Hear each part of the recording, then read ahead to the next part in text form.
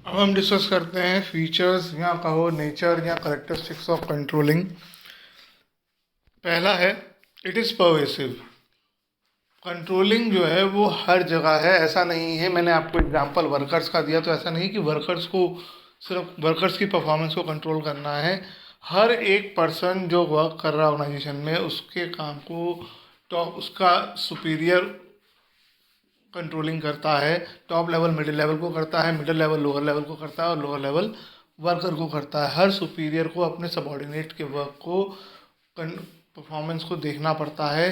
कहीं उसको कोई ज़रूरत नहीं है, कोई इंस्ट्रक्शंस की ज़रूरत है, कोई गाइडेंस की ज़रूरत है, तो इसलिए कंट्रोलिंग बहुत ज़रूरी है। ये देखना कि टाइम पे काम पूरा, अब ये थोड़ा ना कि हमने आज अपने वर्कर को कह दिया 200 यूनिट बनानी है और सुबह कह दिया हम शाम को चेक कर रहे हैं, तो शाम को नहीं बनी तो क्या फिर कुछ नहीं कर सकते। अगर हम हर एक घंटे बाद चेक करें अब कितना काम हो गया, अब कितना काम हो गया, तो अगर हम पीछे चल रहे होंगे तो तेज काम करने के लिए कह सकते हैं। तो इसलिए टाइम टू टाइम आपको ये काम करना, और हर एक, और ये रिपोर्ट्स जो हैं, अब जैसे हम मैं आपको पढ़ा रहा हूँ तो मैं क्या पढ़ा रहा हूँ, किस दिन क्या पढ़ा रहा हूँ, और प्रिंसिपल सर को भेज रहा हूँ।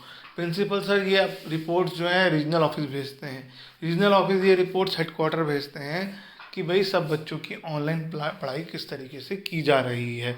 तो हर लेवल पर कंट्रोलिंग की जा रही है। हर टॉप लेवल मैनेजमेंट देख रहा है कि रीजनल ऑफिस स्कूल पे नज़र रख रहा हो, रीजनल ऑफिस देख रहा है कि प्रिंसिपल्स अपने टीचर्स पे नज़र रख रहा हो, और टीचर्स देख रहे हैं कि वो बच्चे पढ़ रहे हों। तो कंट्रोलिंग हर लेवल ऑफ मैनेजमेंट में की जा रही है। Controlling is backward looking as well as forward looking.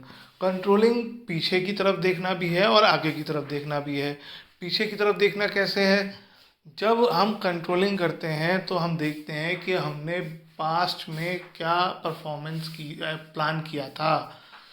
जो हम प्लान्स देखते हैं, एक्चुअल परफॉर्मेंस तो हम आज हमारे पास अभी होती है, लेकिन जब हमें कंपेयर करना होता है तो दो चीज़ों को कंपेयर करते हैं, एक्चुअल को और प्लान्स को। प्लान्स कब बनाए गए होते हैं? पास्ट में। तो प्लान्स की तरफ देखने के लिए हमें पास्ट में जाना पड़ता है, इसलिए कहा जाता है बैकवर्ड लुकिंग। पीछे जो निकल चुका है उस तरफ जाकर हमें देखना पड़ता है। अब इसमें दो ही चीज़ें बातें हो रही हैं, एक एक्चुअल परफॉर्मेंस जो प्रेजेंट में चल रहा है, और एक प्लान परफॉर्मेंस जो पास्ट में हो गया। तो फिर ये फॉरवर्ड लुकिंग कैसे हो गया, फ्यूचरिस्टिक कैसे हो गया? हमने प्लानिंग में भी पढ़ा था कि वो फ्यूचरिस्टिक होता है, लेकिन प्लानिंग तो हम आगे के लिए करते हैं। कंट्रोलिंग कैसे फ्यूचरिस्टिक हो गया या फॉरवर्ड लुकिंग हो गया? कंट्रोलिंग का पर्पस क्या है? कंट्रोलिंग का पर्पस है कि हम अपने टारगेट्स अचीव करें और फ्यूचर में हम अपने काम पूरे कर सकें। इवन नेक्स्ट ईयर जो हम प्लान्स बनाएं वो हम उसमें कोई कमी ना हो, इस वजह से हम कंट्रोलिंग करते हैं। न्यू प्लान्स बनाने के लिए भी कंट्रोलिंग करनी पड़ती है।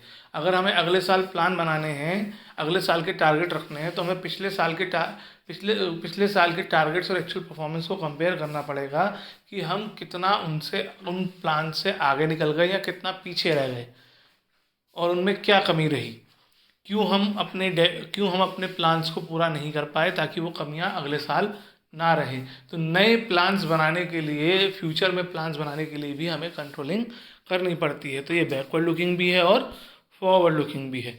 It is a continuous process, it is a never ending process.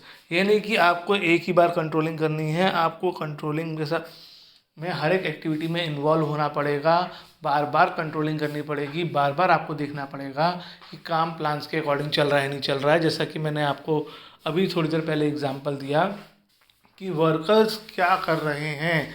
आपको ये शाम को ही चेक नहीं करना है जाते वक्त, आपको हर एक घंटे बाद, हर 2 घंटे बाद ये चेक करना है कि वर्कर्स अपने टाइम पर काम कर रहे हैं नहीं कर रहे हैं। ये नहीं कि आप शाम को गए तो उन्होंने कहा सर 200 का था लेकिन हम तो 150 बना पाए।